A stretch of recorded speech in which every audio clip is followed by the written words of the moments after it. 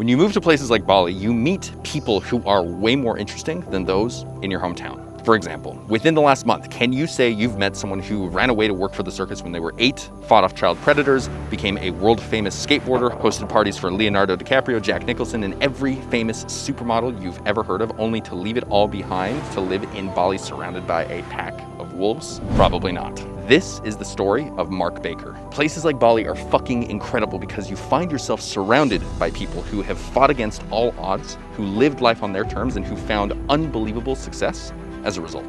This video is to show you, no matter your background, no matter the shitty cards you've been dealt in life, if you're willing to hustle and learn the art of networking and entrepreneurship, you too can live anywhere in the world that you want, and who knows, maybe you too can even get your own feature in the New York Times as well as your own pack of wolves.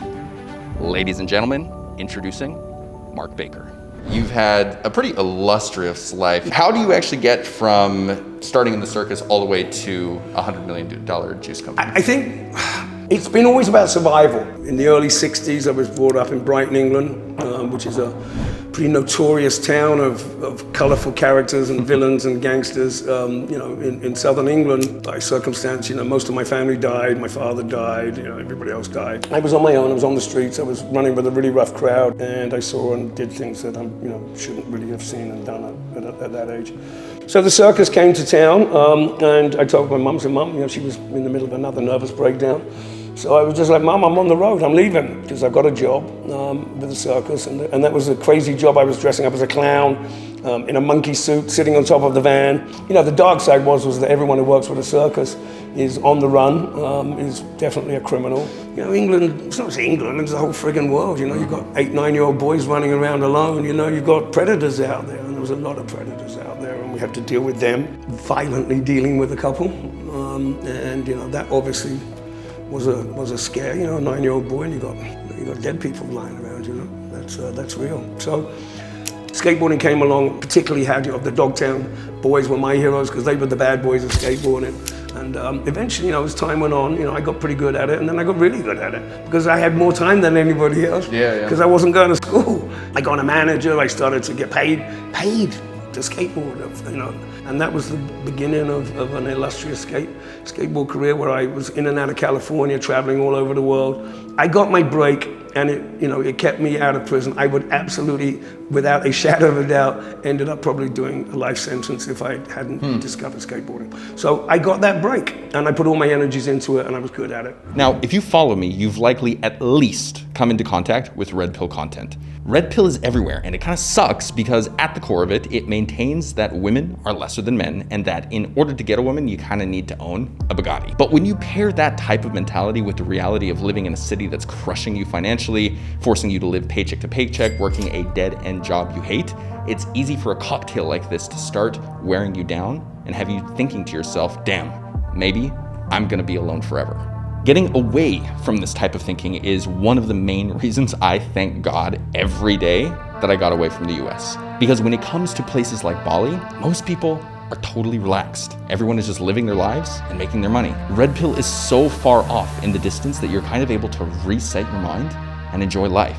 And even just that mindset right there makes finding a great girl to date a million times easier. Now, on top of all this, when you get to places like Bali, you meet guys like Mark, who have not only done and seen it all when it comes to women, but they also come from an earlier generation before all this red pill nonsense, where they knew that treating a woman nicely and being a gentleman gets you pretty fucking far in life, which honestly is a big breath of fresh air.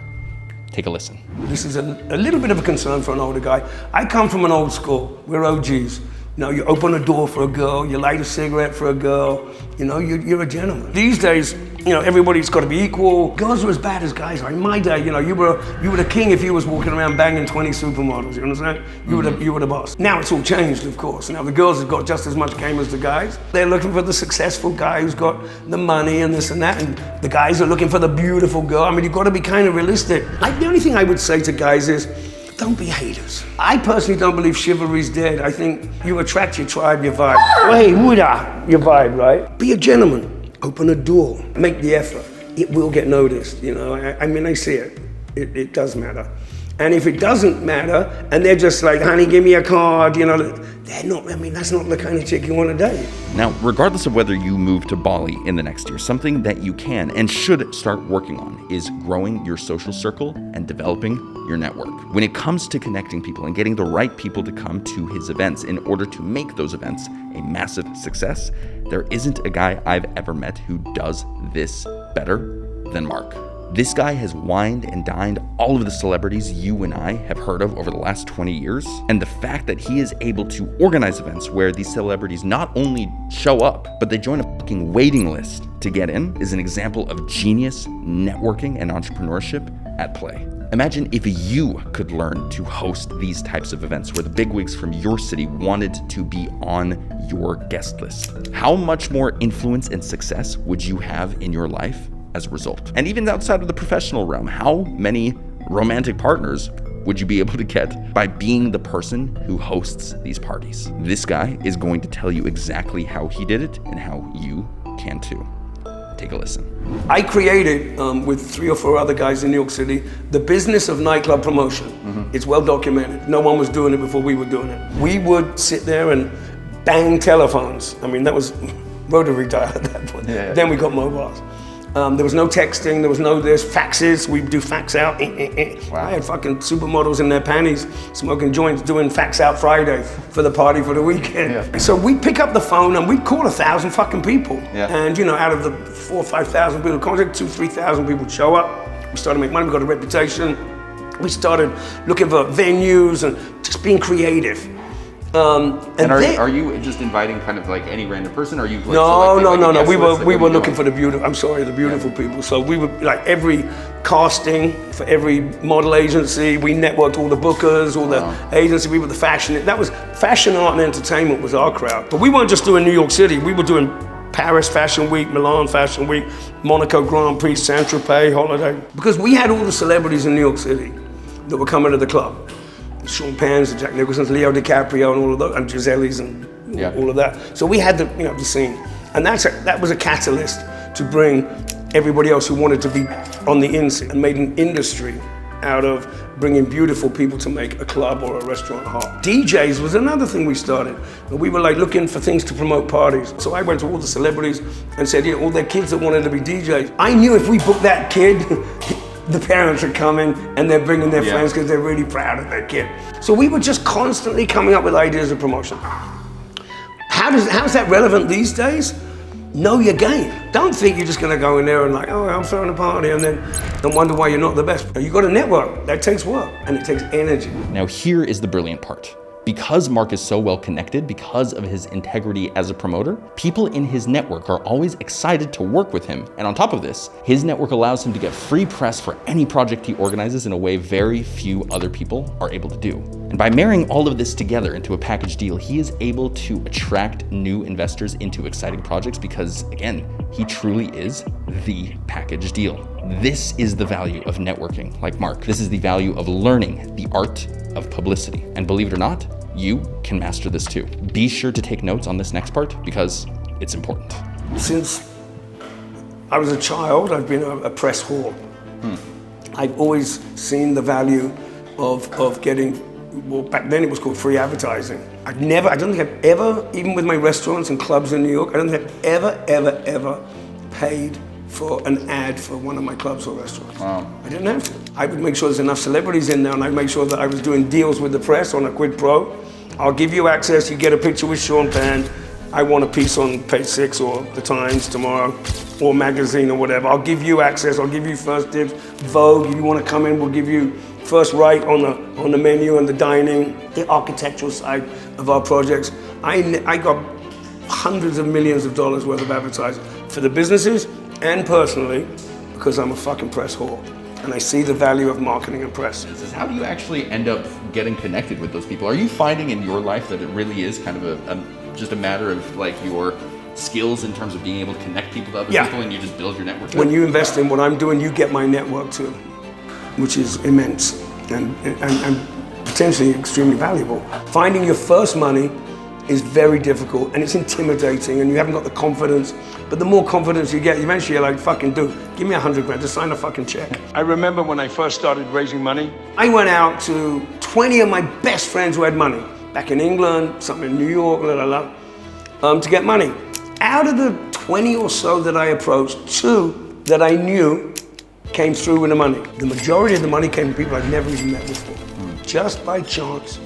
Chance meetings, because I just didn't stop. After that, you know, there's just a way that raising money becomes easier.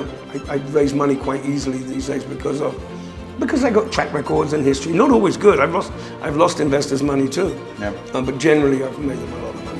This is the brilliance of being a center of social networking. To have the skill to be able to throw fabulous parties that high rollers want to be at. Now, not to get too woo-woo about this, but if you're able to do this type of shit, it's a demonstration of you being able to harness and direct social energy in such a way that dramatically improves your life and will ultimately make you more money.